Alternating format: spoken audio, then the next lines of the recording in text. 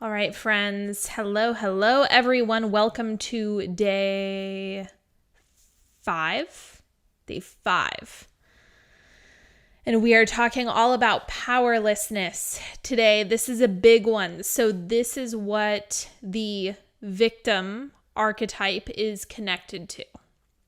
And this is also one of those shadows that this is a very, very, very compelling shadow. And really all of them are, but this is the one shadow that you'll see people say, but what about this? And they're usually pointing at the powerlessness shadow.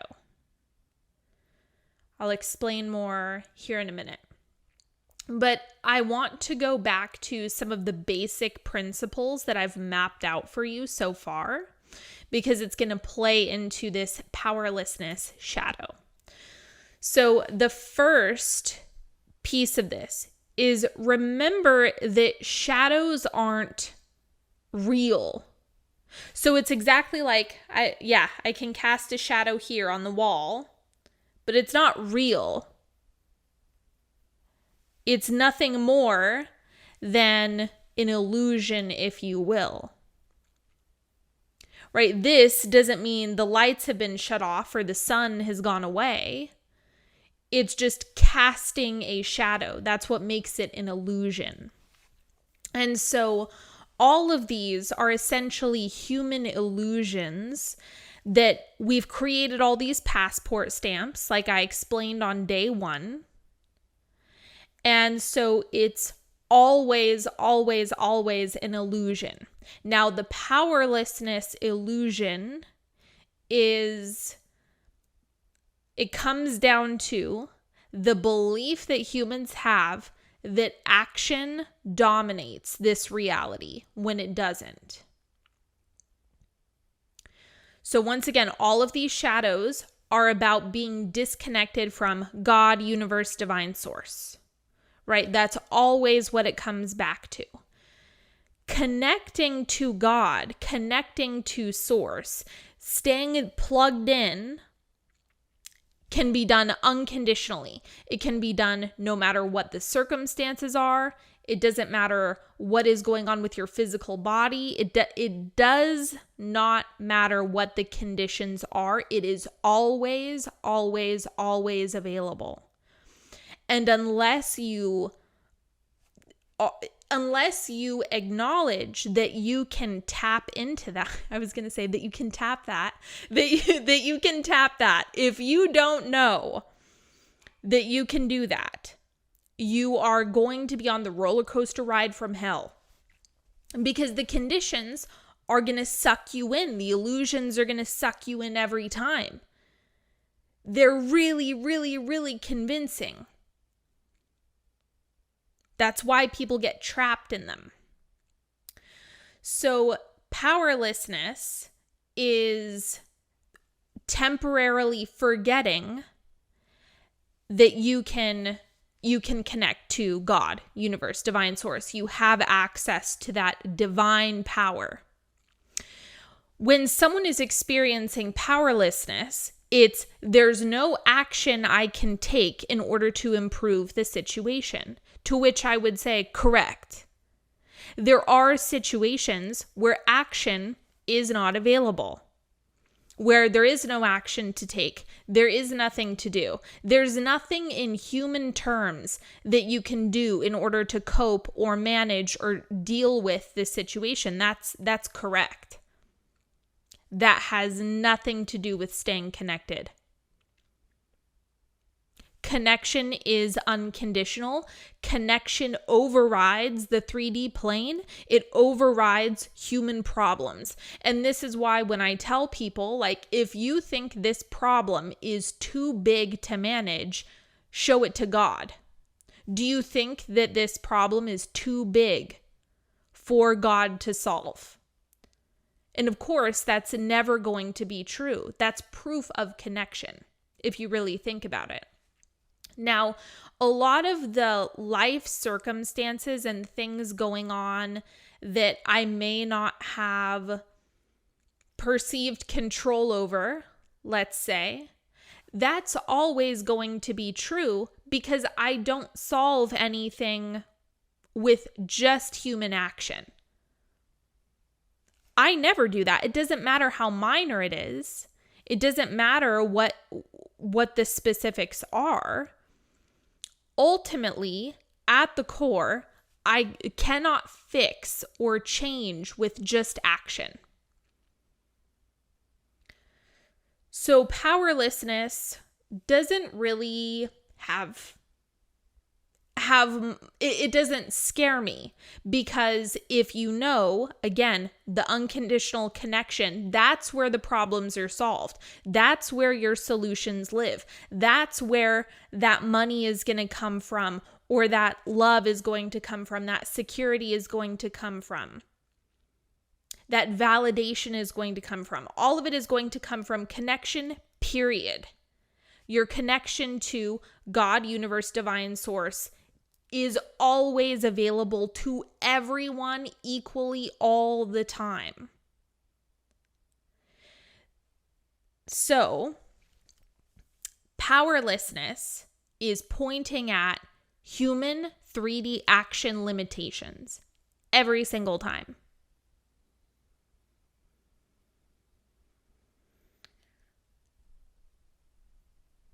So,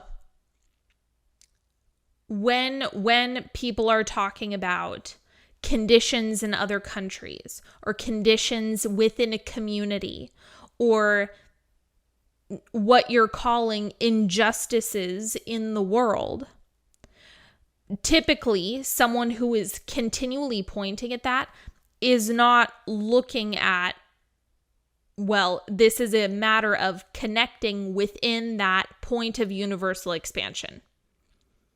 That's the solution, is no matter where you are, you could be dealing with an absolute food desert,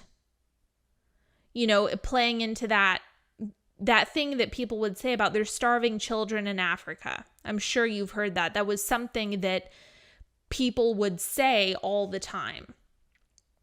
Like, oh, you shouldn't feel that way, or it would be used to dismiss your personal desire for more or your personal expansion. That was like a default thing that your parents or grandparents would say. And really, when you're looking at extreme conditions that are very far from what, like I'm living right now, the point is God is there too. And just because the way that expansion is taking place within that climate, within that experience, doesn't mean that there is powerlessness at play. That's an illusion. If you think about what is power, power is connection. Connection to God. This is also why I know that many people have had questions about, well, what about disabilities? What about cognitive issues? What about intellectual disabilities? Things like that, a lot of people have questions about when it comes to the powerlessness shadow.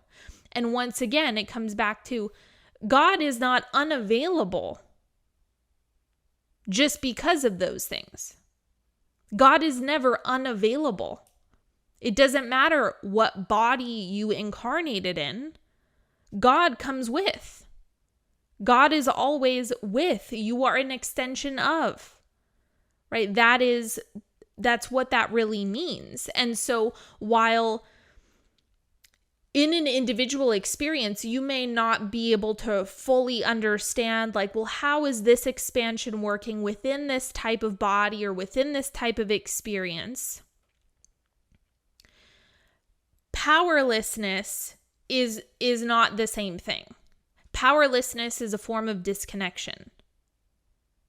It's an illusion that God is unavailable. That, oh, there's no way to fix this. There's no way to help this. This is beyond repair. There's no getting out of this. There's nothing for you to do. And it's like, well, of course there is something to do, but it's found in that connection piece. It's not found in moving some measly pieces around in the 3D world. That's typically not where you're going to get banging results.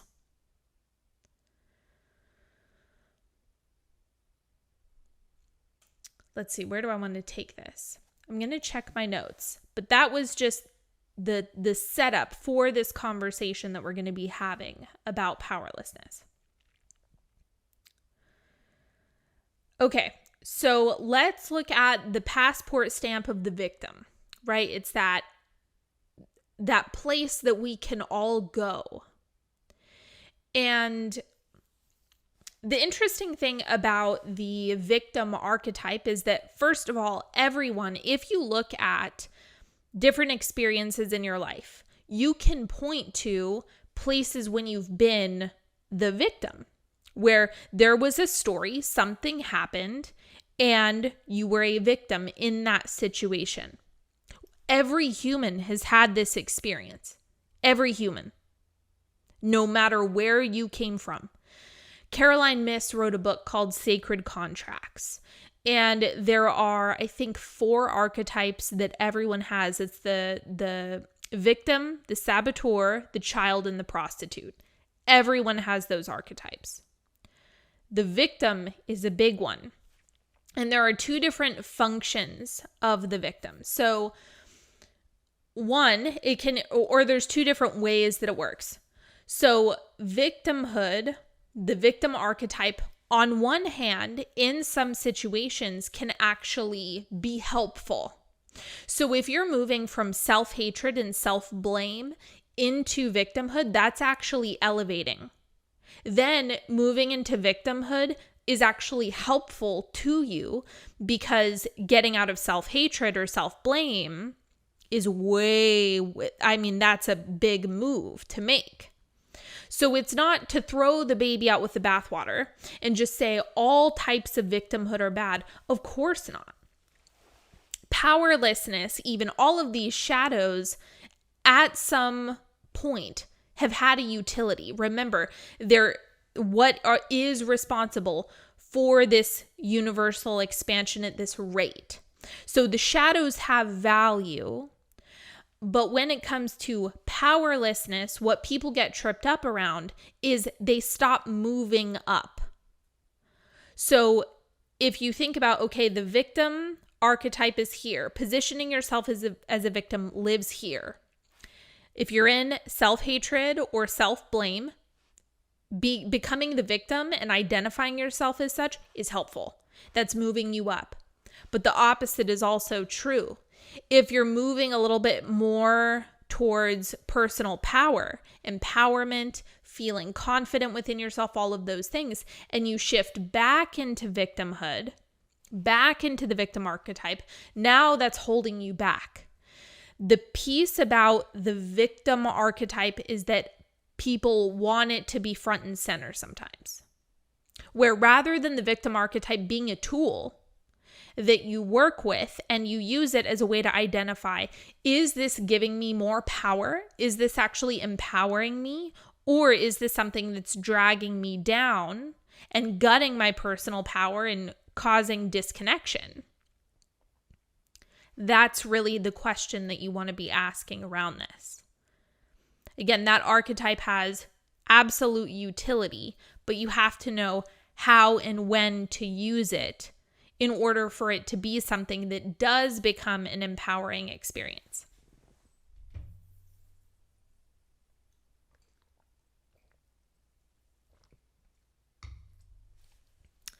Let's go back to online culture. It's just such a good example. It's such a prime example, and we're all really familiar with it. Victimhood is like the ultimate, right? Kind of like being offended.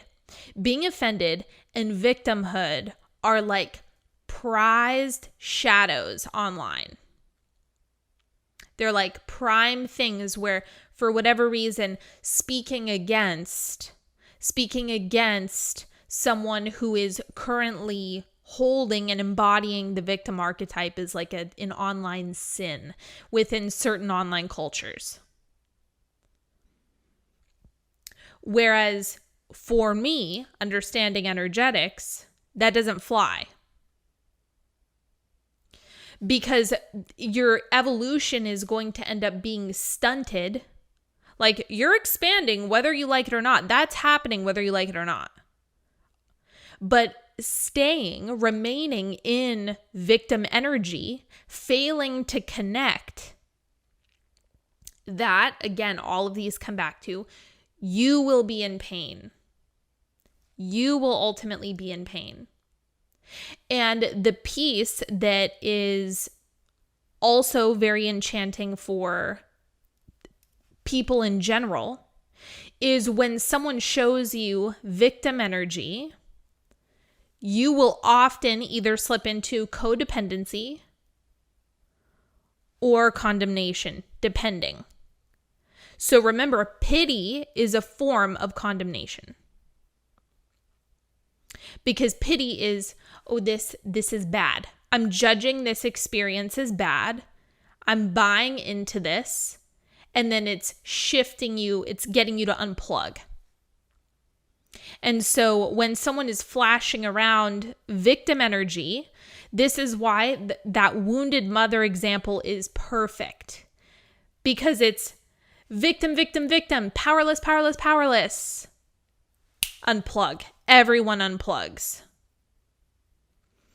And they become enchanted by the spells of these shadows, the illusion of these shadows. And so a lot of the time, you will see the more someone embodies the victim, the more someone embodies powerlessness and gets sucked into it, the more circumstances around them organize in order to match and reflect that victim state. The powerless state is something where, again, the quantum field you're creating, whether you like it or not. So the quantum field is going to orchestrate absolute reflection of that pattern of thought and belief system.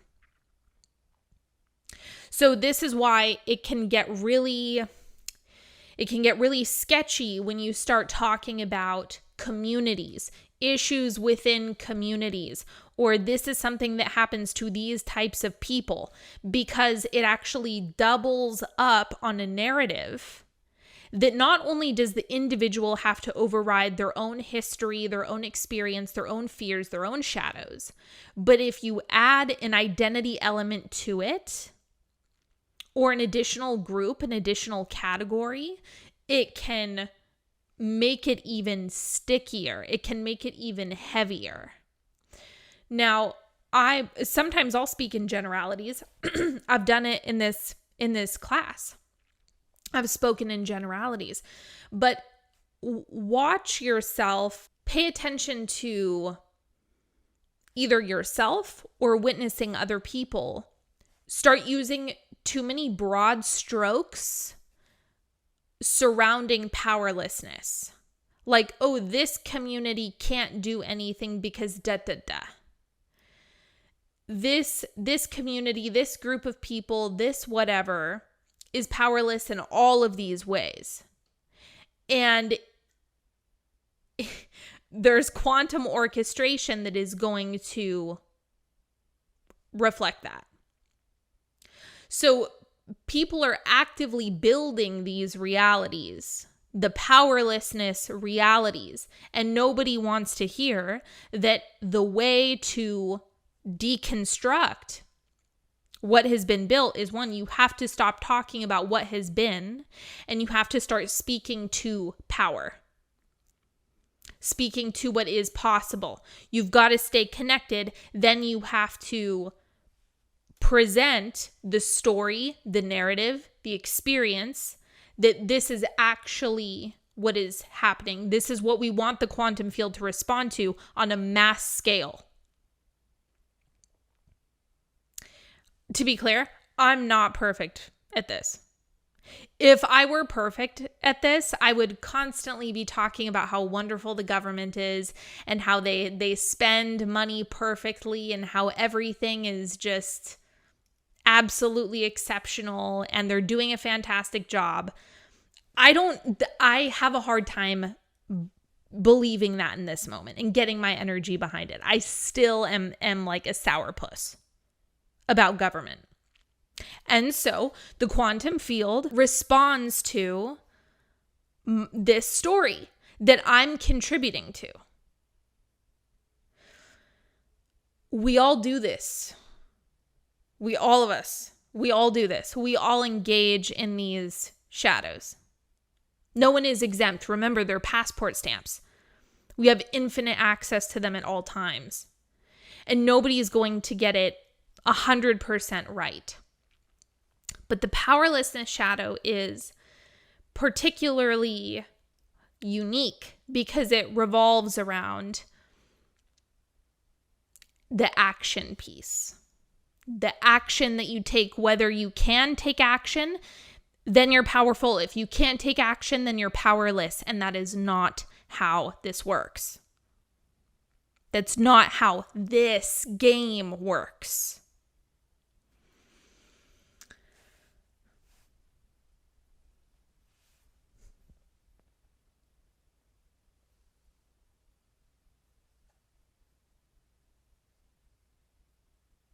Okay, so the other piece that I have written down, and this is true for many of these, right? But it's pretty hallmark of the powerlessness shadow. It's that you can't be powerless or a victim. You can't be in that archetype and be creating at the same time. Creating is something that is always happening. But if you're intentionally doing it, if you're consciously doing it, it requires you to acknowledge power, your personal sense of power. That has to be the first step, because powerlessness, being trapped in that, contradicts. It will interrupt the flow of personal power and empowerment. So it's like you can toggle between them, but you can't do them at the same time. You can flip-flop, and a lot of people feel this way. They're like, I was hopeless for X amount of time, and then I felt power, hopeful, this, that, and the other thing, like everything was going to be okay, da-da-da-da-da. Flip-flop, flip-flop, flip-flop, flip-flop. So the point is, staying connected, again, acknowledging power, again, coming back to connection again, is what puts you in a consistent state of absolute creatorship. Now, let's talk about surrender for a moment, because powerlessness and surrender have been confused. Powerlessness is not surrender. Surrender is way more conscious. So healthy surrender is something that you actively do. You make a decision to surrender, to do it. Powerlessness is staying connected to that victim archetype. Failing to acknowledge your creatorship and your personal power. And then getting stuck in that whirlpool around powerlessness.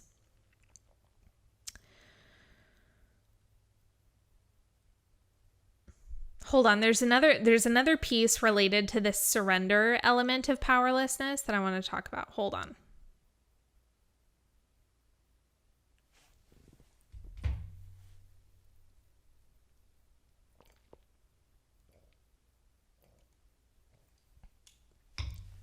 Here it is. Okay. So the main piece that confuses people about all of this is, let's say you have some really rancid life experience going on. So the thing that I see a lot with people is that something horrible is going on in their life. Think the ultimate tragedies, whether it be on a micro scale, an individual scale, or a macro collective scale. And what people will do is they're going into a tragedy And then the climax happens, like the worst part of the story, the most drama, the worst part of the situation, the most heightened emotions are happening here.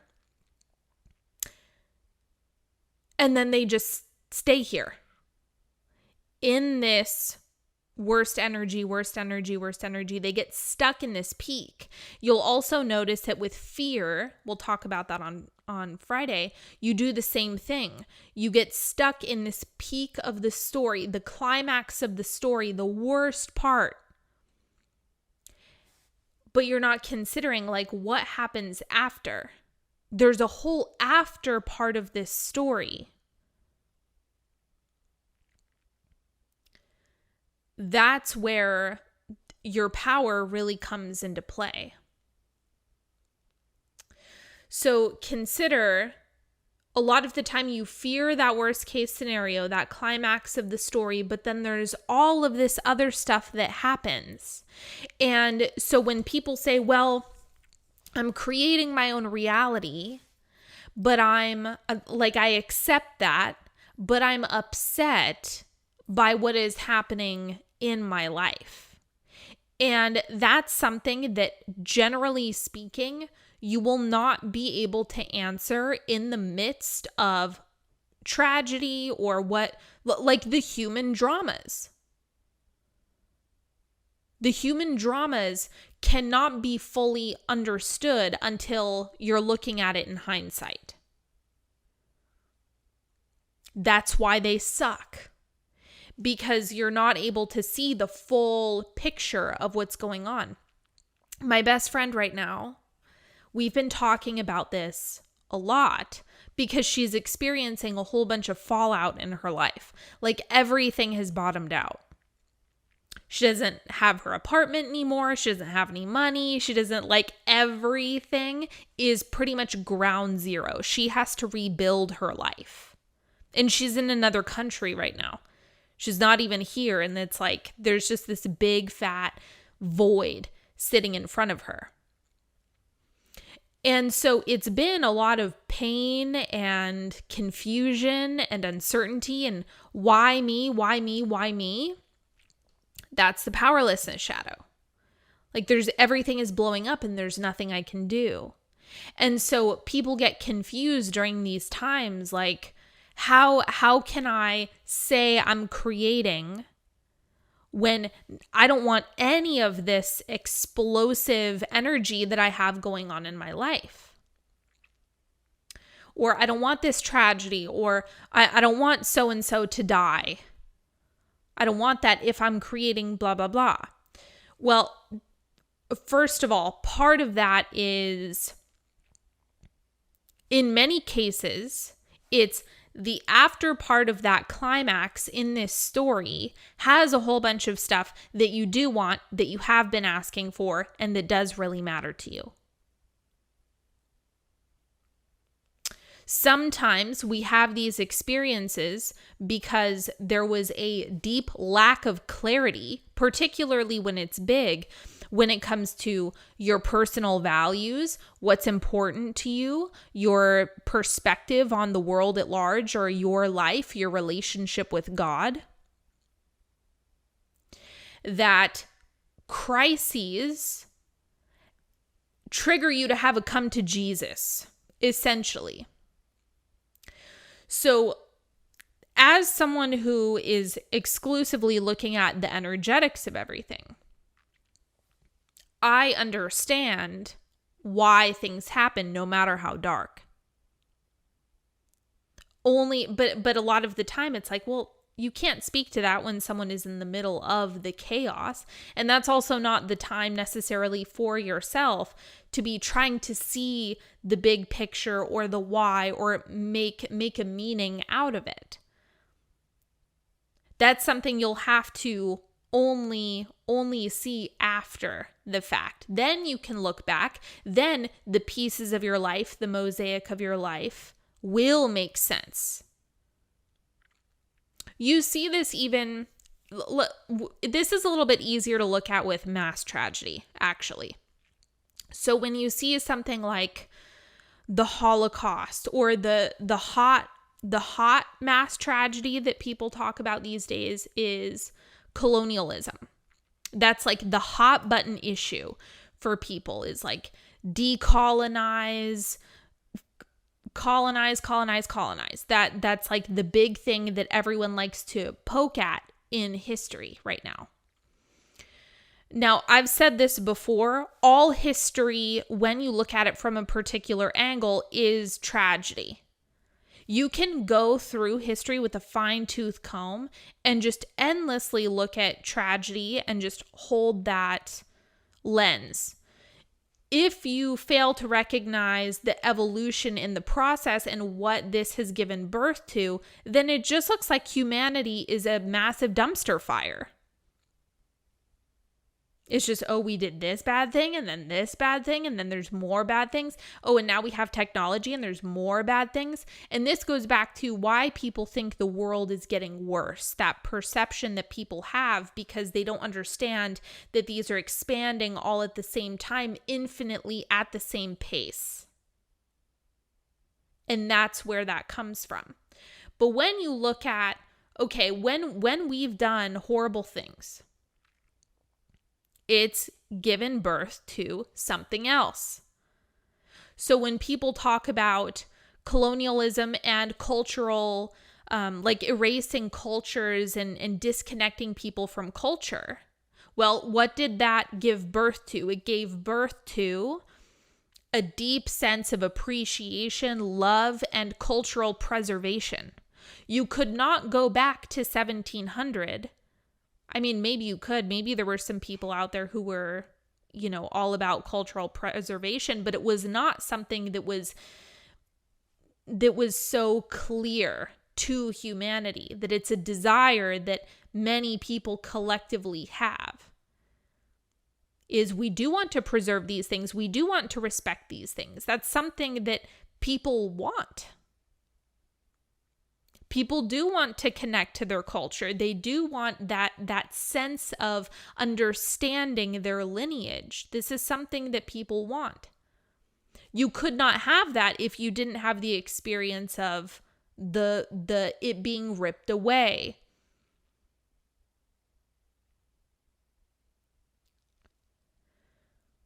All of these things give birth to more. All tragedies give birth to more. It's deeper clarification on a mass scale. So I'm trying to receive like other examples. There's just so many. There are so many. And you'll notice everything.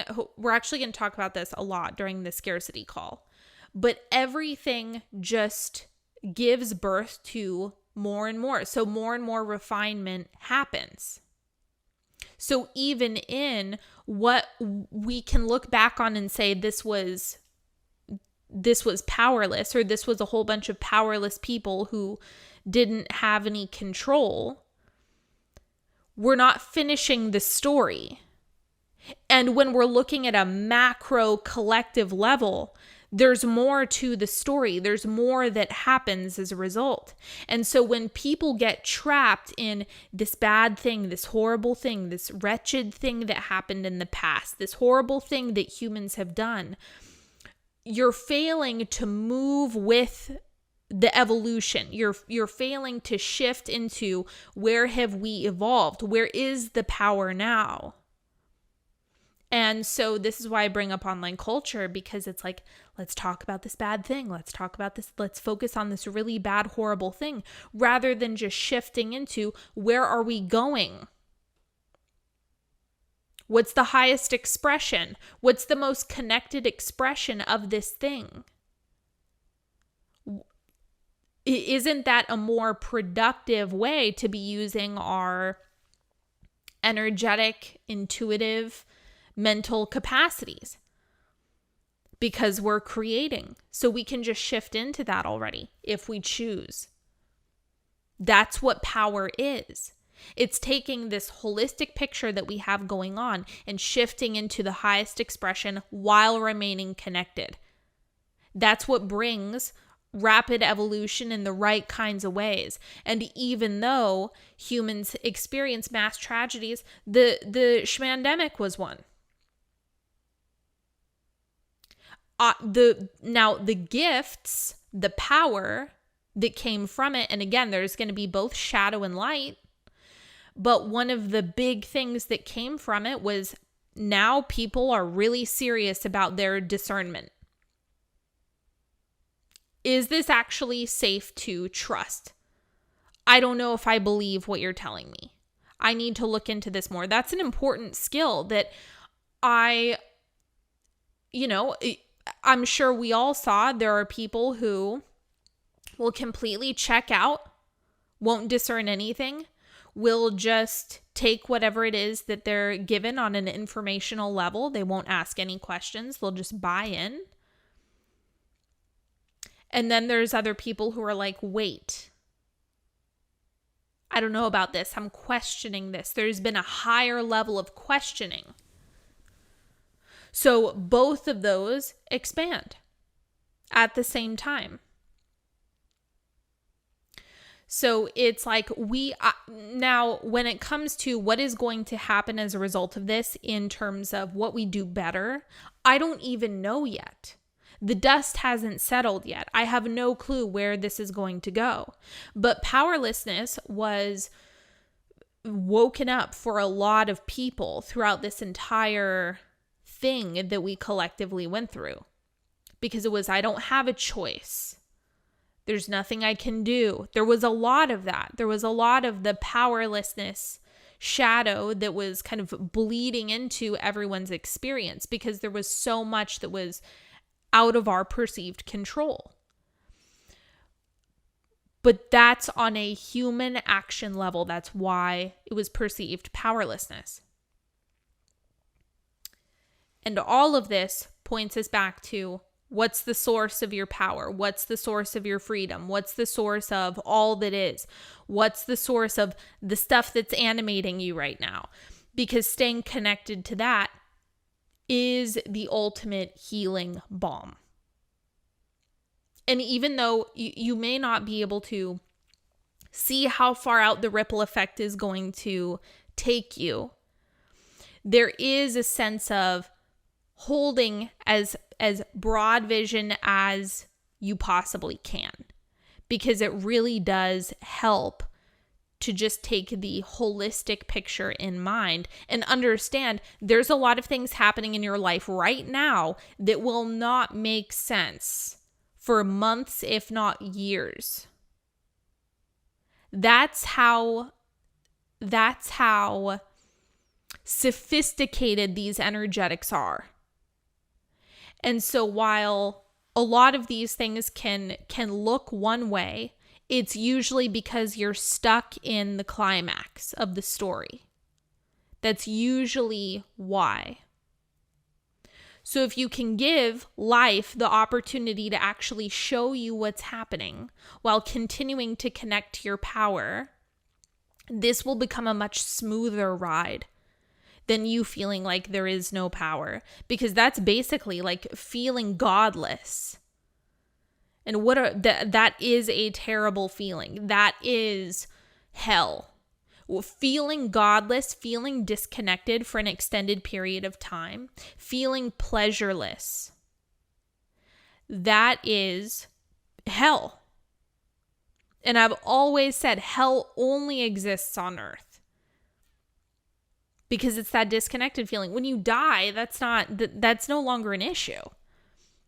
Because there's no disconnection. You just dissolve into this fairy dust, if you will. You just emerge, you evaporate. So that's not an issue after death. So hell, our experience of hell, a lot of the time, it has to do with some type of powerlessness.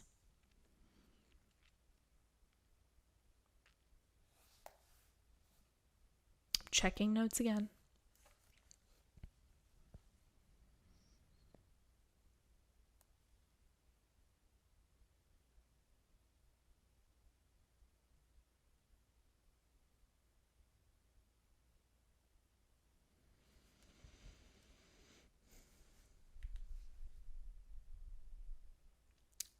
one of the things that I have found to be wildly helpful, and I was even talking about this during the last call when I said I refuse to disempower my clients, and I do not care what their heritage, their race, their culture is. I will not disempower my clients.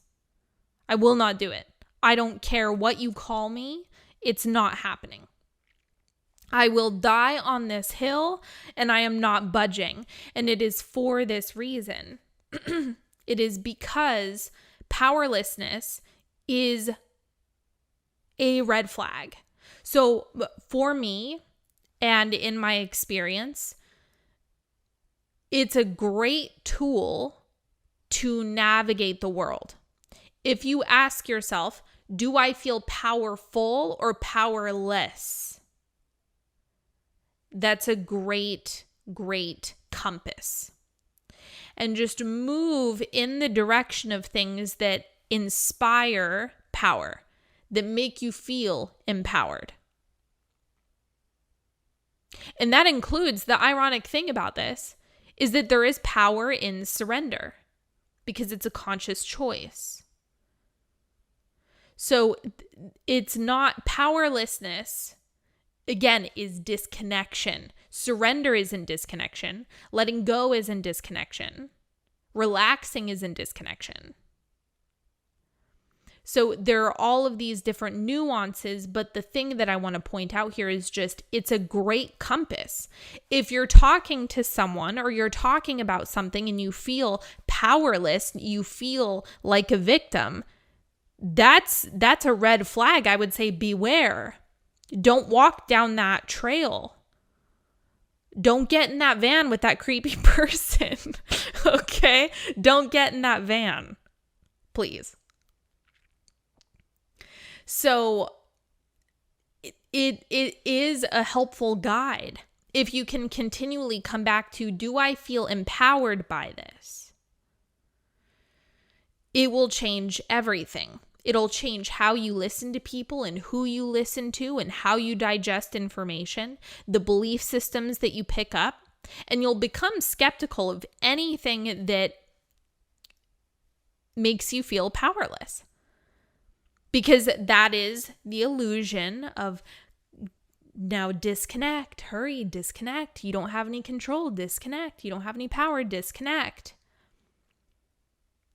That's what that's doing when it's sitting in front of your face. And if you cannot take the bait when it's sitting in front of you, you'll consistently maintain your connection and power, no matter what's sitting in front of you.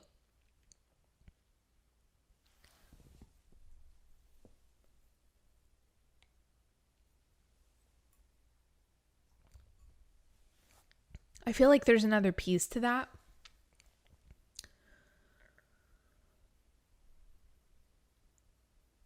But I would just play with that. Let that be your homework. Like, start looking through that lens. Do I feel empowered by this or disempowered by this? And see what happens when you start tuning that up. And for me personally, it would not feel good to constantly be exposed to people who are telling me things are difficult, or that's not possible, or you can't do that, or this, that, and the other thing. That just feels like stuck, powerless. Those are not the quality of beliefs and mantras that I want to keep repeating to myself. This is one of the things that I heard a lot when I was shopping for houses, when I was looking for a place to rent. People were constantly talking about the housing market. I eventually told my realtor, I was like, never talk about that in front of me. Never tell me that it's a difficult market. I don't want to hear it. It does not help the situation at all. Those words should never come out of your mouth in front of me. You can talk to your broker about that. That's fine. I don't want to hear it though. I didn't say it quite that harsh, but I was like, firm. You're not going to talk about that nonsense in front of me. We're not going to start implanting powerless beliefs around this house situation. So then I have a more difficult time because the quantum field is going to respond to me. It is going to respond to me. So this was big for me when I was looking for houses. Or this is big for health. For all things health. You get a doctor coming in the room wearing a white coat, and for whatever reason, people stop being able to think for themselves. And then the doctor starts saying things about not being able to heal or not being able to do things anymore. Not having access. You're powerless. Your body isn't da-da-da. And so it is. Like, things are going to respond to you whether you're disconnected or connected, things are going to respond. The quantum field is going to respond. Your body is listening. Now, I literally, by the grace of God, grew up in a medical home. So I had, medical practitioners in my family, and my dad is a nurse. And one of the best things that I ever picked up from him was he doesn't listen to doctors. He selectively listens to doctors. He selectively chooses what he will and won't do. My dad has really high discernment around medical practices, and I happen to get that too. I'm not afraid to walk into a doctor's office and say, absolutely not. I'm not taking that. I'm not doing that. I'm not getting that procedure. I'm not doing this, that, and the other thing. Now, fortunately, I don't deal with doctors like that anymore. I have cool practitioners that I work with. But for a time early on, I had to really have strong discernment and boundaries with doctors. I'm not going to be told what is possible for my body. That's not going to happen. And so a lot of medical practices revolve around disempowerment. Around, you're powerless over this medical condition, take this pill. And it's like, there's more to the story. There's obviously more to the story. Where is the line between God's plan and the bigger plan and your personal power? Okay, God's plan is your plan because you are the farthest point of universal expansion. We all are. So everything that you want to create, all of the experiences that you're having that's the plan. The plan is for you to come here, experience duality, contrast, and then create from that space. And then God comes with you. And so that's the plan. God isn't pulling the strings. These are all things that you have wanted, but a lot of the time it's stuff that maybe you forgot you wanted or that you would really like, but a lack of trust can make it feel like you're getting dragged through the mud. But even though there's good stuff that's coming, that's also really common for people to say. It's like, oh, I had this huge fallout or this horrible thing happened. And then it was actually the best change that ever happened in my entire life. That's why. It's because you're involved in the plan. It's just not so much a cognitive mental plan. When we think about plans, we think about I'm going to do this and then I'm going to check this box and then I'm going to do this and this and this and this. That's not a plan in the way that I'm talking about energetically. So personal power is just connection. Are you connected? Can you feel your own divinity? That's the simplest way I can put it. And when you feel your own divinity, you feel good. You feel alive, you feel free, you feel limitless, you feel powerful, you feel supported, you feel secure, you feel like you're embodied love, you feel all of these amazing things. And so that's where the power comes in, and then everything else organizes. So it doesn't matter what's going on circumstantially. That connection is just an internal, mental, emotional, spiritual experience that you're having. What is something you could do if you unfortunately live with people who live in their own powerlessness and give unsolicited comments about it? How to keep your fields clear? My question is, you mentioned death earlier, which is why we don't have power over someone else's death and your personal power. Well, when you look at, okay, why don't you want someone to die? You don't want someone to die because it's this idea that the relationship goes away. The relationship doesn't go away. We experience it differently. It's a different type of relationship, but the fear of someone dying is actually fearing the end of the relationship. And so this is why I talk all the time about spending time cultivating non-physical relationships with the people in your life. The real alive ones. The alive people that you have around you, as well as the people who have passed away. Like when I'm doing something or I'm having a good day, or there's something that I want to share or experience with the man that I'm dating, well, when I go into that experience in my mind and in my soul and in my heart, I'm actively creating a relationship with him. That relationship is happening even though nothing is being experienced physically. If you get really good at that, if you can take yourself there, there's this synthesis that occurs between the non-physical spiritual experience of another and yourself.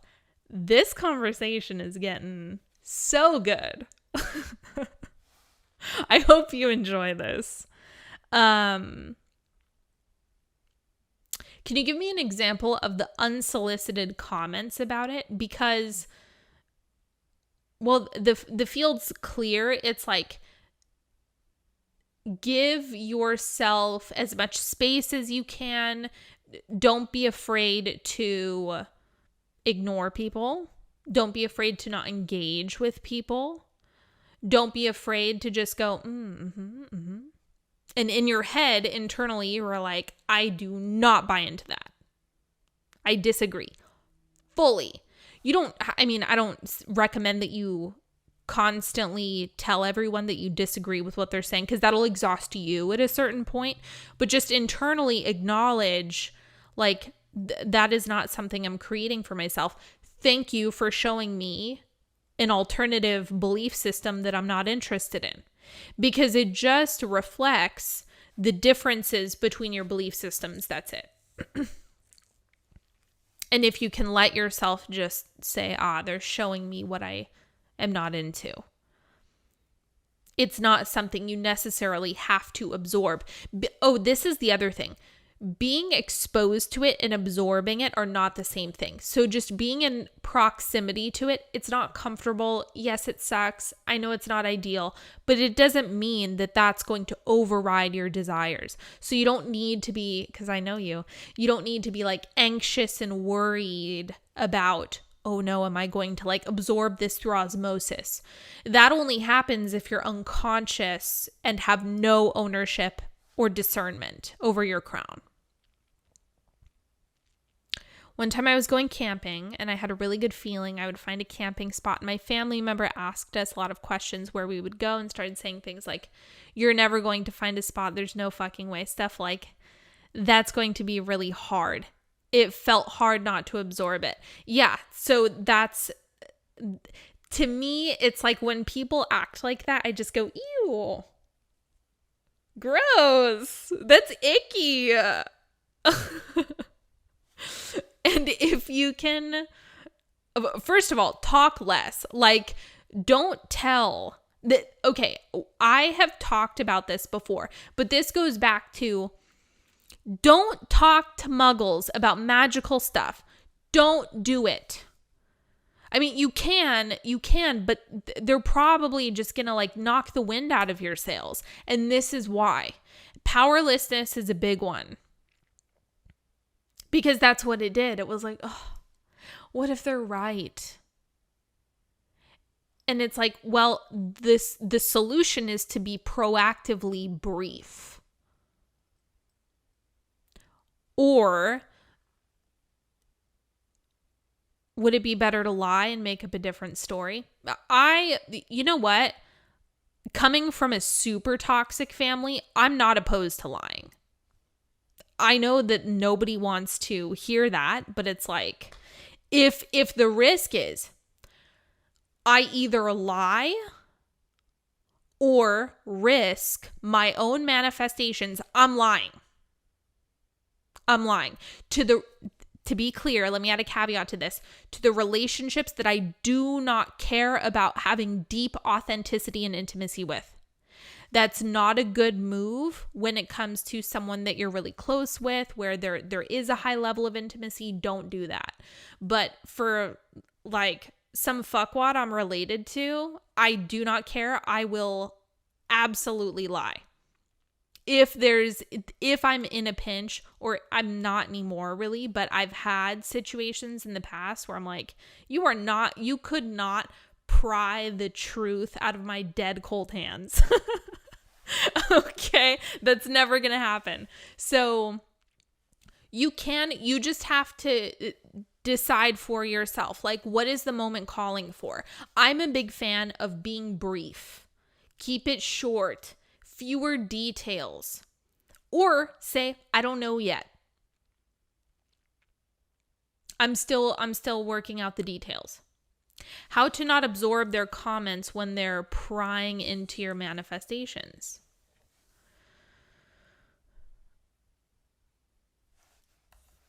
Hey, yeah, I'm available right now. What are you doing? What are you up to? Yeah, no, I'm not busy. I'm not busy at all. No. Yeah. Tell me all about it. Like, you can leave. You don't have to answer so much. I mean, that was a joke. Nobody was on the phone. But you get the idea that it's like, excuse yourself. You know, get more comfortable with reading your audience and having some canned responses. And to be clear, I'm giving this advice for highly toxic families.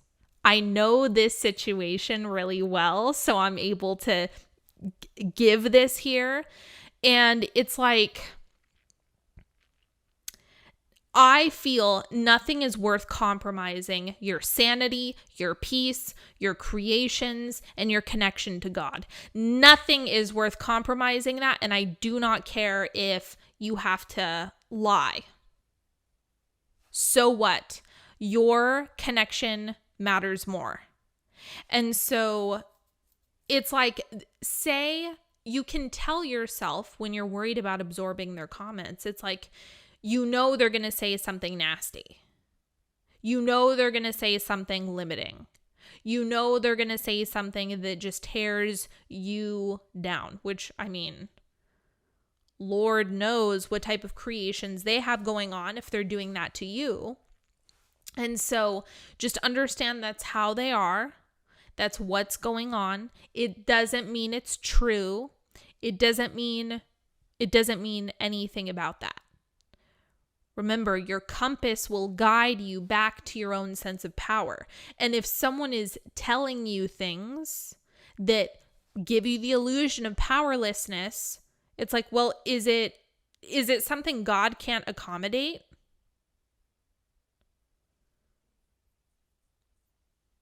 That's what you want to ask yourself. My family is full of all sorts of like negative stories and powerlessness, and the same thing. It's like, oh, it's going to be hard, or it's so expensive, or it's so this, or it's so that, or you're never going to be able to have that. They're all like that. They're like, a bunch of them are just endlessly go on like that. And it's, understanding that those are their limiting beliefs, not mine.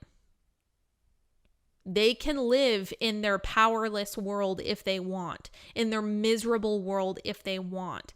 And it's like just understanding that's what they do. So it's practice. It's practice understanding this is a lie. My truth is what I receive when I'm connected. Does that make sense? The way you feel, that optimism that you felt, that was the truth. When you're connected, that's the truth. When you're talking to a miserable person, no, that's not the truth.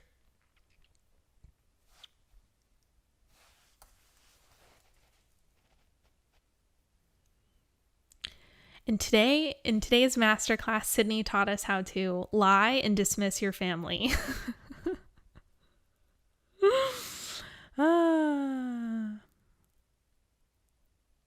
Another thing, one of my favorite hacks for power, I'm glad just leaving it as an option.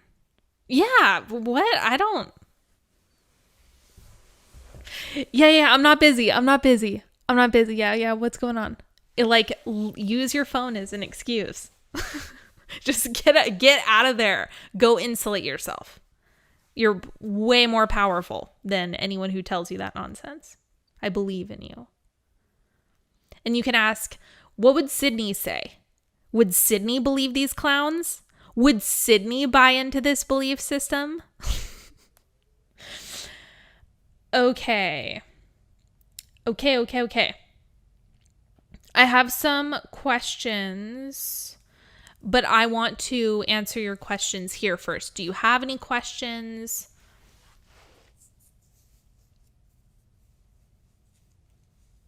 Was I saying something before this that I've forgotten?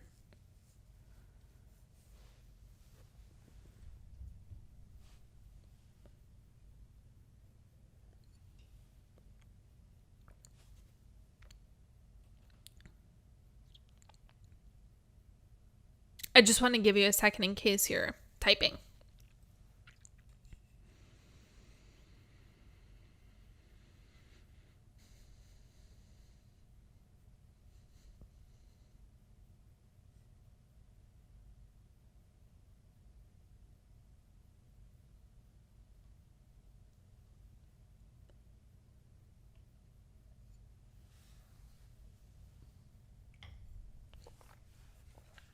Okay.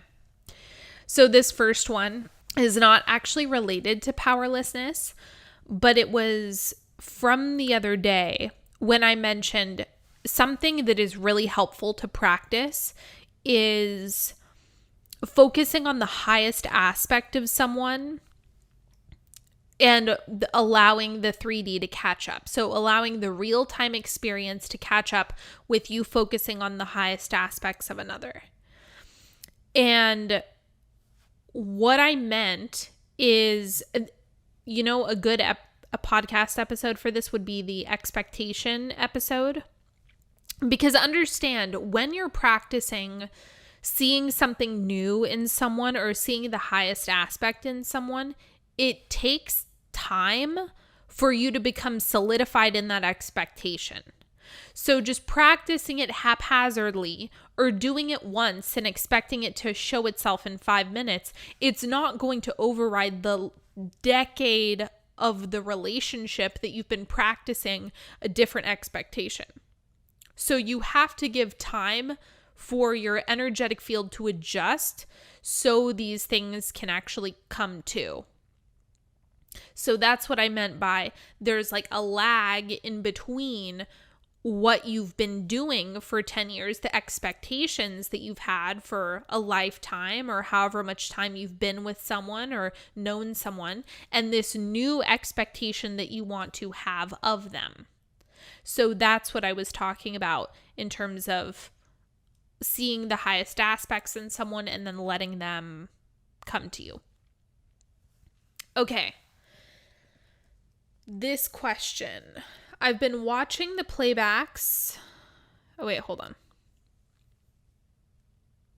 Okay, this is a question about codependency and condemnation with weight loss, which then leads to not dating. And I'm curious about exposure therapy. Do you think it's a good strategy to just go and date and get over the fear, have lots of rejection, because ultimately, you know, I'm too scared to date because of the weight that I'm at presently. And then I always think if I weigh less, or I'll be happy when I weigh less, and so I'm constantly waiting. Okay, so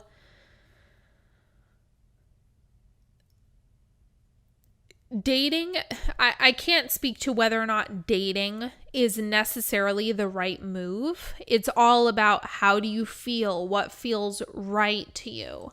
That's the only way you're going to be able to tell, like, is it the next step that you want to take? Does it actually feel good or exciting or like shaking things up? All of that can be an indication to do it.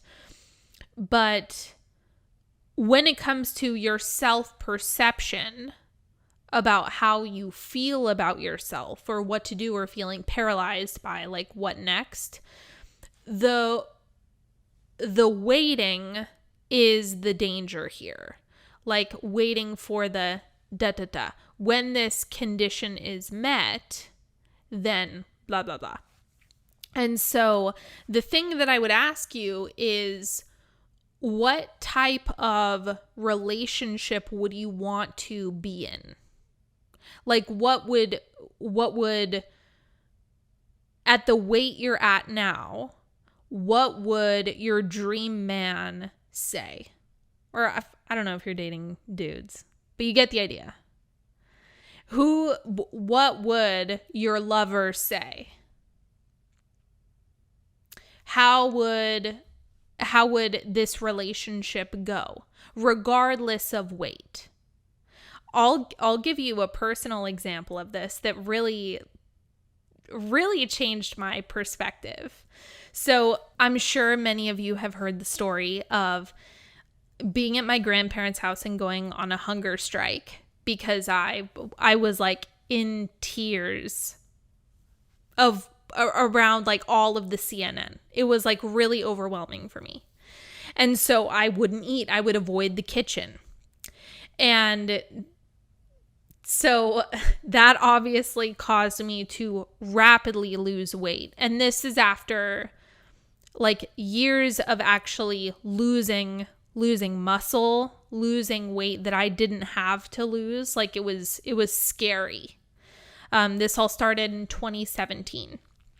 So when I moved into this house, I was really, really excited to be in a caloric surplus, right? So I was like, oh my God, like I want my muscles back. I want, like, I know that my body needs this. It was like an intuitive decision to go into caloric surplus. And one of the things that came up as I was obviously gaining weight as I intended, I was having a really serious self-conscious day. Like it was just a bad insecurity day where I wasn't feeling good about myself. I was like scared. I was like, oh my God, have I like taken this too far? Am I not seeing myself correctly? It was all sorts of weird funk around my body. And one of the things that I was afraid of is, oh my God, I haven't seen this man that I'm dating. Like since this has happened, am I going to get rejected? This is all stuff that's in my head. I was telling my best friend about it when it was happening. She was like, that's not going to happen. But it was still a fear nonetheless. I kid you not. When this man that I'm dating came over recently, this recently happened. And he's seen me a couple of times. But the last time he was at my house, he said, yeah, you look a lot healthier.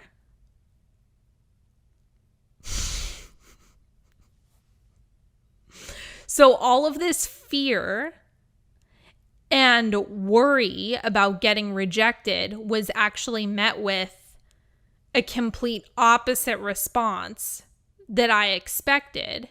And it's not about what does he think about it. It was more of it challenged my fear and my perception of myself in a way that actually gave me a fresh perspective. By no means am I dependent on what he thinks about me or whatever. It's not like that. We often do things or we think things, we feel things, we have stories about ourselves that are far from reality. And so if you can imagine, what would be like the coolest response? What would be the most loving response that could happen in a relationship? That's a really fun place to play. What if what's actually happening is you're taking good care of yourself. You're feeling amazing. You're radiant. You're like having this really awesome relationship with your experience with food, movement, being in human form, right? Let's say that's just what you've started focusing on is being loving in the experience of these human things that we have going on. Food, exercise, so on and so forth, but doing it while connected. And then all of a sudden, whoever shows up in your life is like, oh my God, I love your relationship to these things, where it even transcends anything in the physical. It has nothing to do with your body. It just has to do with, I love how you take care of yourself. I love that you're good to yourself. I love that you have fun with this. I love that blah, blah, blah. Just this other dimension of you is what they love. How does that feel in your system? And so then when you're dating, it's not about, are you fat or thin? Like, that's obviously super loaded. And then it's going to put you in a position where if you ever gain weight, you're going to get dumped. And as long as you are thin, then you're safe. That's not the type of energy you want to bring into a relationship. So can you make it about something that is off center? Can you make it about not the weight? Go deeper. Go deeper with it. Go deeper into, am I loving myself? Am I taking care of myself? The cliches will help here. What's the most loving response I could give to myself and receive from another? I've noticed throughout this whole series, you've been flipping situations on their head in order to have personal power. It's been super helpful. Exactly. Because no matter what, there are threads of God in everything, but you have to become practiced at looking for them. And so it's like if you, like the weight thing, it's going to be so hard to build anything substantial if everything revolves around a number or a specific aesthetic. Because then you don't have permission to be human. And it's like your good and bad days are going to be highly conditional. Rather than looking at your connection and then bringing the connection into everything that you're doing. And then dating, my approach to dating is just like, can it be fun to explore chemistry? Can it be fun to meet different types of people? Can you feel into just what you're creating for yourself? And whether or not you do that doesn't really matter. The foundation is connection. Get connected. And yes, I will also do back handsprings in order to access power. Because it matters. It matters. And that's why I'm saying anything that will keep you connected. If it keeps you connected, that is what matters. That is the priority here. At least for me. Because if you're not finding your power in staying connected, well, something else is ruining your day. Right? Or something else conditional is happening, or someone else is the source of it. And that's just really destabilizing. And so all of this is just about where can I pull it? Where can I feel into it?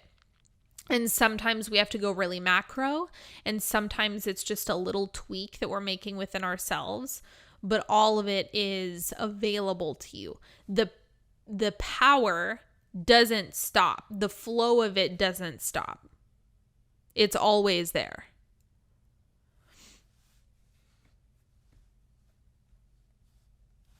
Are there any other pieces of this question?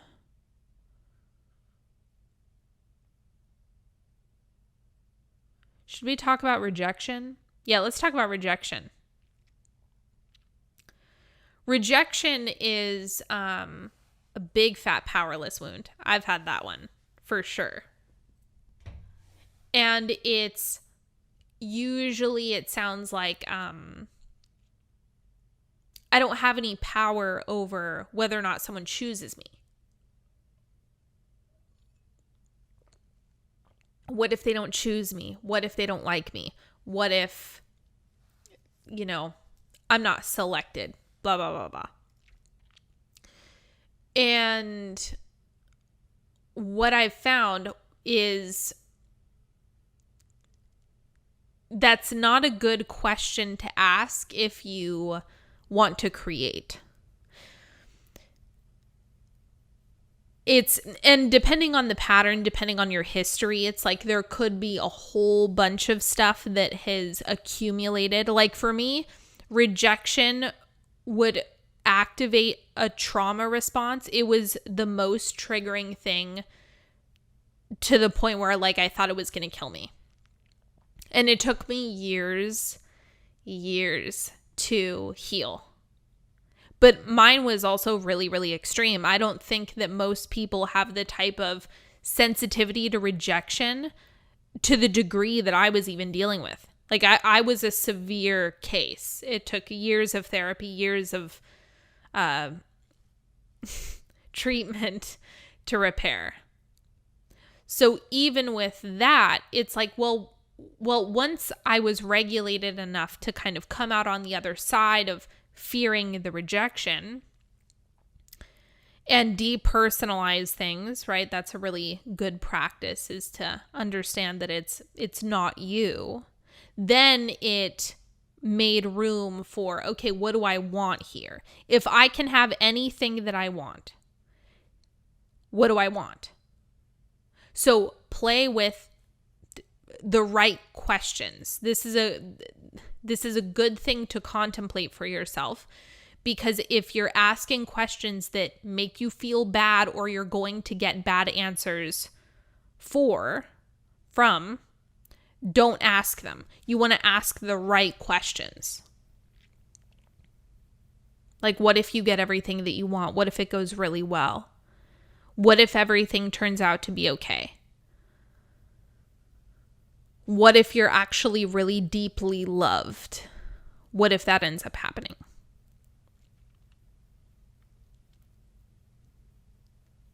So the rejection,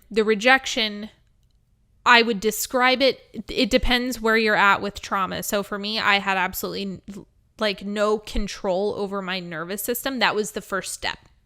That was where my personal power was found, was just in regulating myself, getting my mental health in check, going to therapy. That was the power piece. Then it shifted into no longer entertaining the story of rejection. Then that's where the power started to come into play.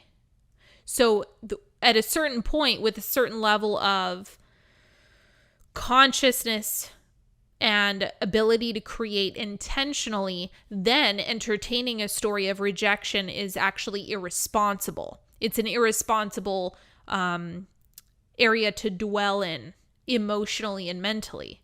But at first, I mean, depending on how involuntary the response is, you might have no choice but to just focus on other tools. So it really depends where you're at. Now, if I'm entertaining rejection, if I'm entertaining being unwanted, it's an irresponsible thought pattern for me to continue to engage in. But that's only because I'm extremely, extremely practiced, and I've been doing this for years, and I'm much more regulated than ever, right? And so a lot has changed.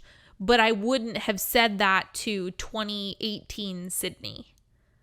I wouldn't have been like, you shouldn't think about that. I would have been like, pump the brakes, chill, regulate your nervous system. Nothing bad is going to happen with this relationship. Just breathe and regulate yourself. That's all you want to focus on right now. So for different eras of you around a wound, particularly if it's powerless, different tools and types of power will emerge depending on the season that you're in. Oh my God. This call. This call. Is this helpful for any rejection stuff? Okay, awesome.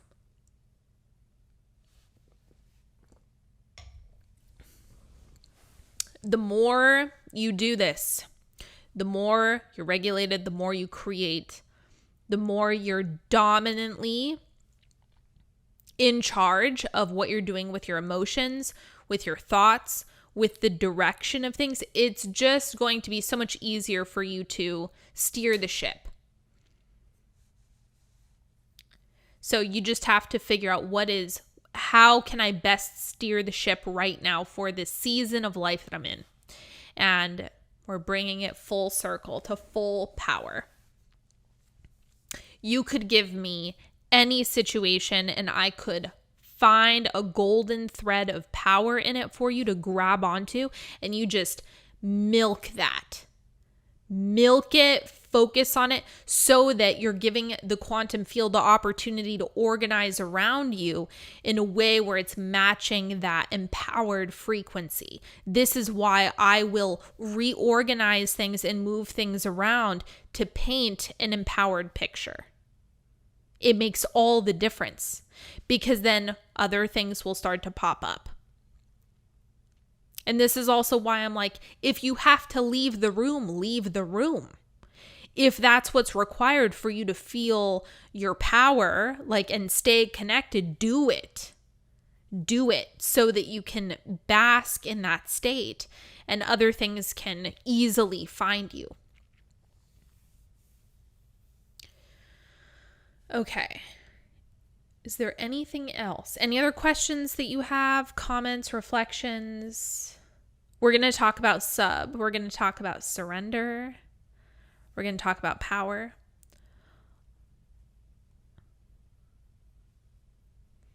If you feel like you want to put up your guard, or like you want to protect your energy from extended family, does that breed powerlessness? Not necessarily, but I would do a little bit of investigating around what are you protecting or guarding from? For example, I keep getting these text messages from my dad who is thirsty for a relationship with me now. And he sends them to me all the time. And he's like, can we go back to therapy? He's desperate for this relationship. And every time I focus on him or I think about him, I unplug. Every time. And so my guardedness in that situation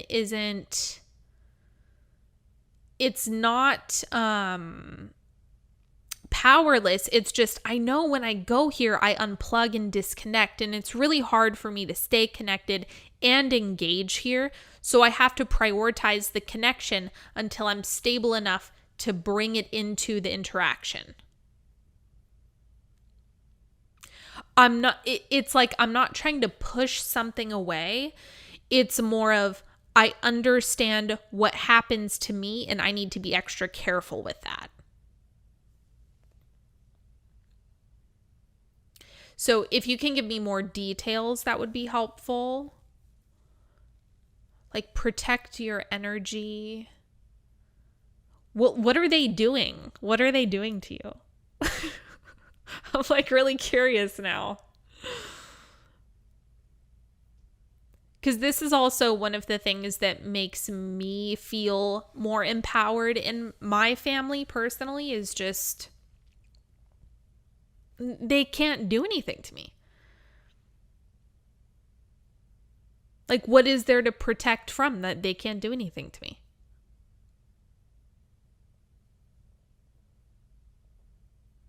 What are they going to take from you? What are they going to do? What are you afraid of? Because that's pointing at something a little bit deeper. Or is it, you're probably typing right now, but the other thing that you can look at is, am I wanting to avoid or protect so I don't disconnect? I think it is a feeling of wanting to push people away or just have less time around them and out of my space, even though it's also their space and their home. I think it's just a deep desire for my own space.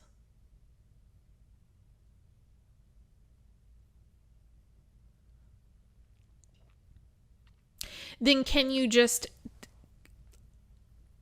declutter this and look at, I just like having my own space. Maybe you're just overthinking it. You're like, I want time alone. I want personal space. I want to go do something by myself. If you just make that really clean and simple, it'll make it a lot easier.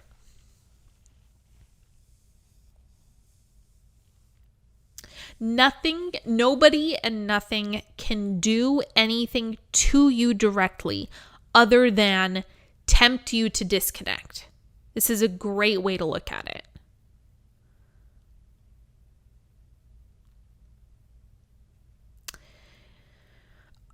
I've said this before, and it's probably controversial, but it's very helpful for my personal sense of empowerment, is that nobody can do anything to me, even if someone were to come up and punch me in the mouth. The way I look at it is with so much personal power and so much dominance and certainty around my creatorship. Not everyone has that, but I look at it as I would have to be energetically available to get punched in the mouth in order for that to happen. So it would always come back to my power. Over and over and over and over and over. That's how I move through the world. Because if not, I will fall into feeling like a victim more often. I will feel more vulnerable. I'll feel more guarded about, oh no, they could do something bad to me. If I can cut that possibility out and take radical responsibility for like what is happening in my energetic world, where this gets complicated is when someone experiences some type of tragedy, like losing a child, right? Something really, really emotionally charged. Something like that, or some brutal attack. There's all sorts of stuff. And this is why I'm saying not everyone will take this super radical approach to energetic responsibility because of all of those infinite passport stamps that exist and all of those different things that humans have experienced.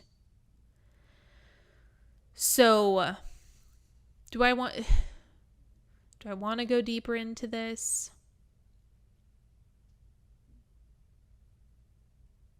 I'll ask you, should I follow this thread? Like with the example of like losing a child. holding power in the face of something really dark like that. Otherwise, we'll shift gears. More? Stop. Okay.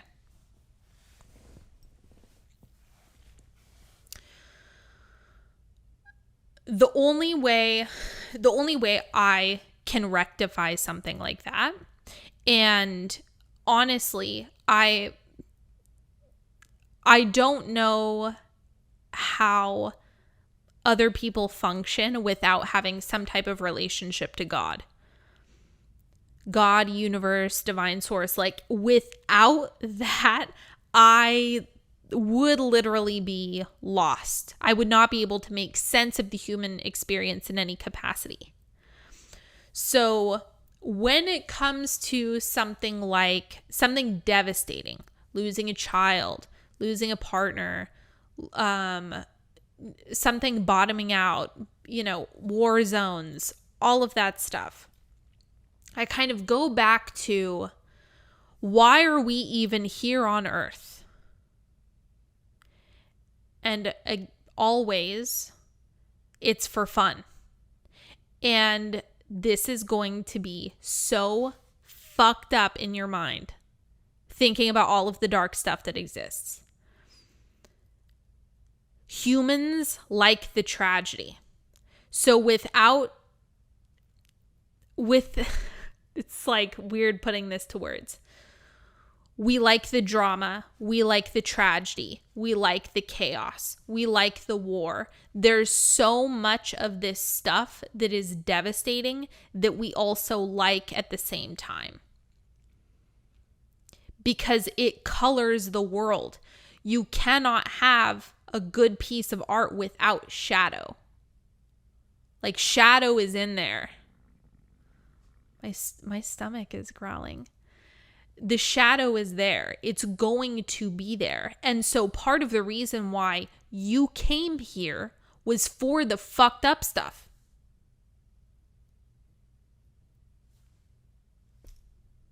For all the craziness that humanity has to offer. We're here for this. Like, I don't know how else to put it. It's like, because when you die, your experience and relationship to the drama and the tragedy evaporates, and you have no worry, you have no fear, you have no scarcity. It was just like a really fun ride that you went on. That's all it was. You just expanded and did some stuff and met some people and made some things. Felt the universe expand within you.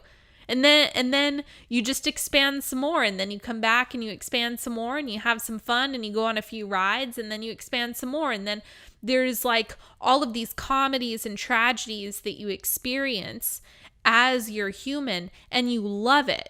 That's why you keep coming back again and again and again, because all of this, what we call dark stuff, shadow stuff, traumatizing stuff, is like the spice of life.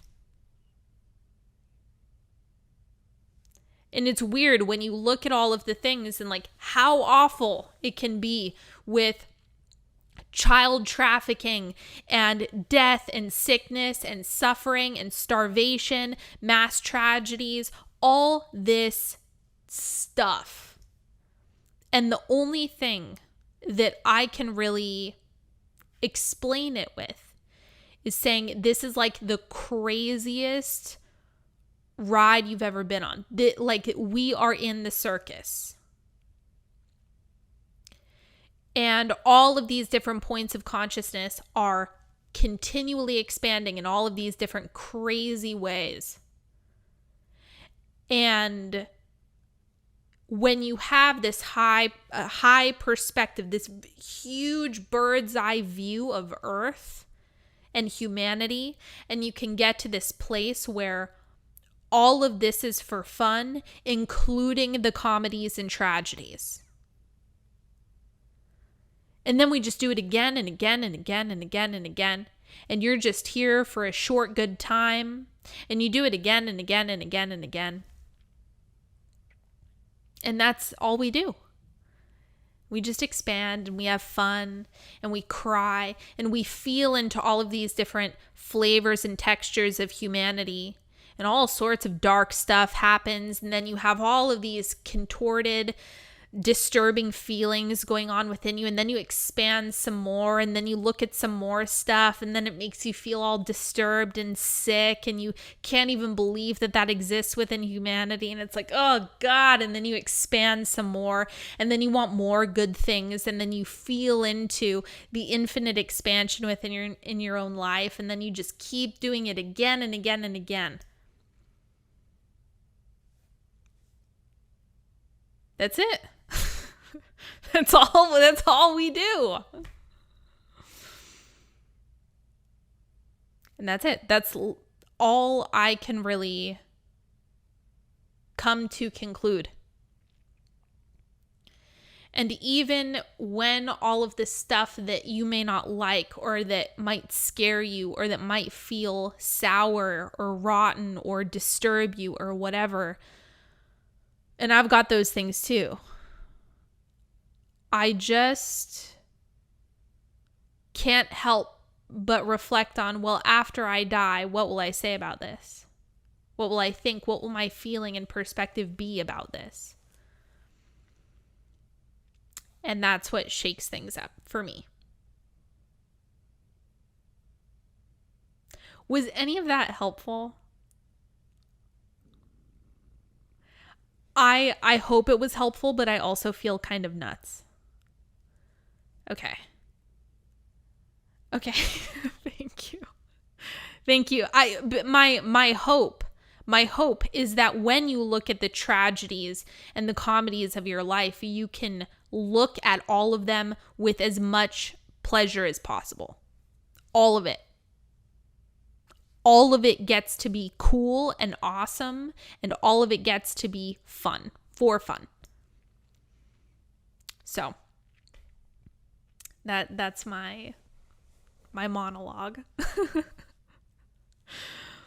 Okay, let's talk more about power dynamics, because I have a whole series about this. Now, Dom, I've talked about Dom a lot, right, over the past few days. So Dom is being energetically dominant. So what I was talking about earlier, when I'm like, even if someone punched me in my mouth, even if someone came up and did that to me, it's a matter of energetic availability. And my job is to refine my energetic availability and what I'm available for. That's my job. That's Dom. If that's something that you're interested in, Dom is the class for you. I've already talked about that. But of course, because it's power dynamics, sub was the natural next thing to come from that. So instead, we are going to be exploring more of the feminine side of things, which is going to be surrender, relaxing, letting go. This is for those of you who have a really hard time understanding when to take your claws out of things. Like, when do I step on the gas and when do I relax? When do I get more intentional and start making big moves and exert energetic dominance? And then when do I lean back and just let things fall into place, let the pieces fall where they may?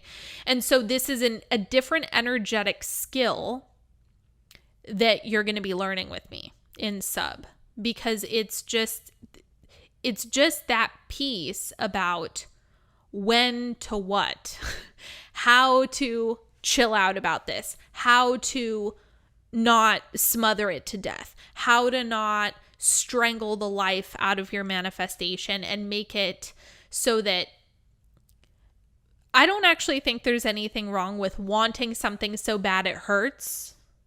We just don't want that to go on forever. We don't want your entire desire experience to feel painful. And that's where surrender alchemizes it into feeling pleasurable. That's where sub really comes in.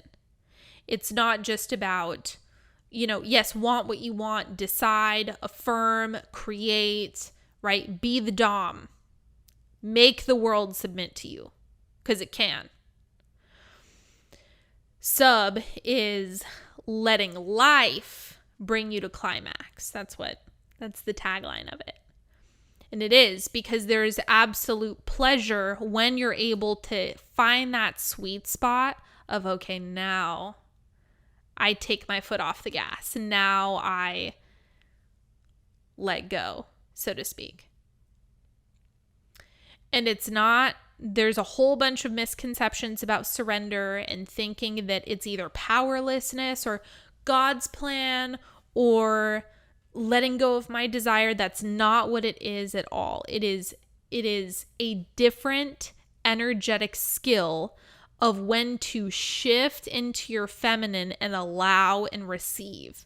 So we're going to be exploring receptivity, relaxation, chilling out, trusting.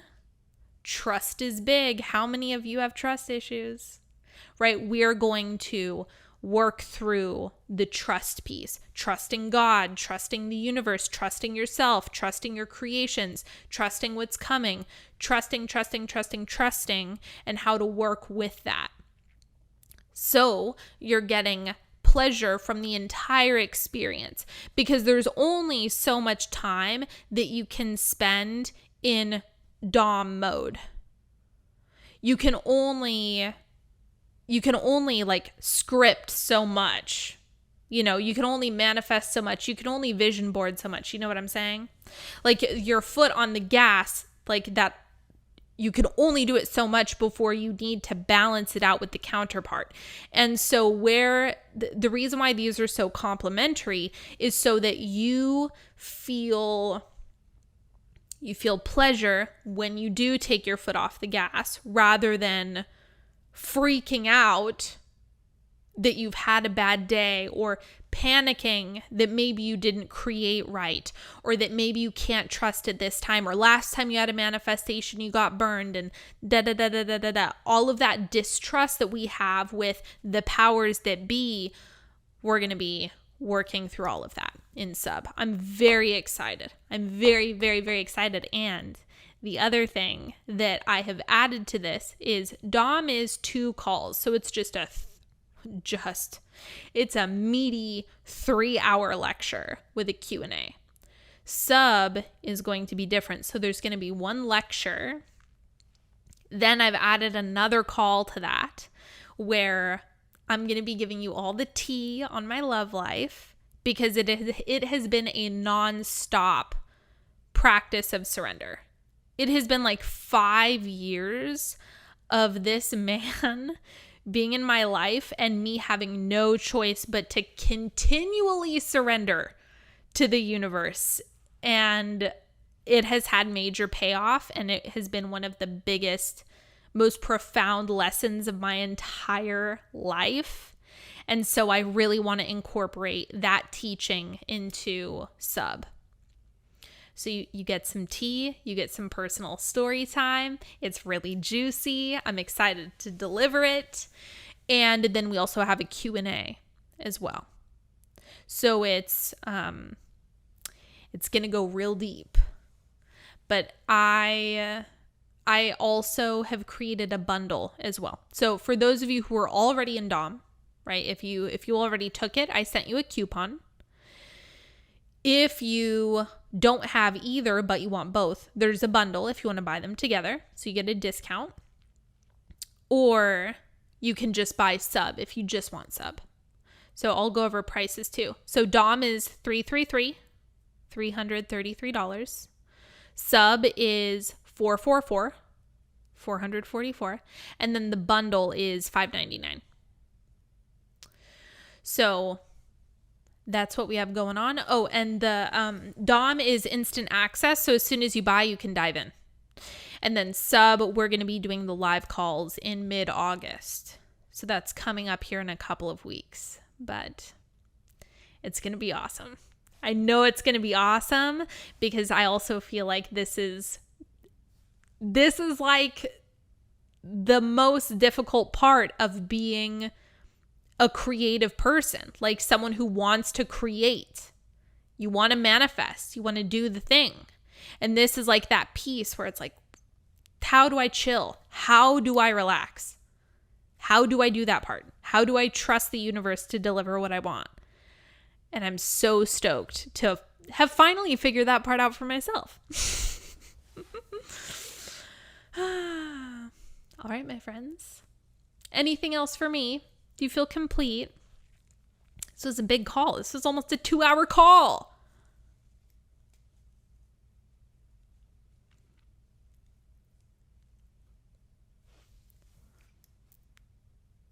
Thank you.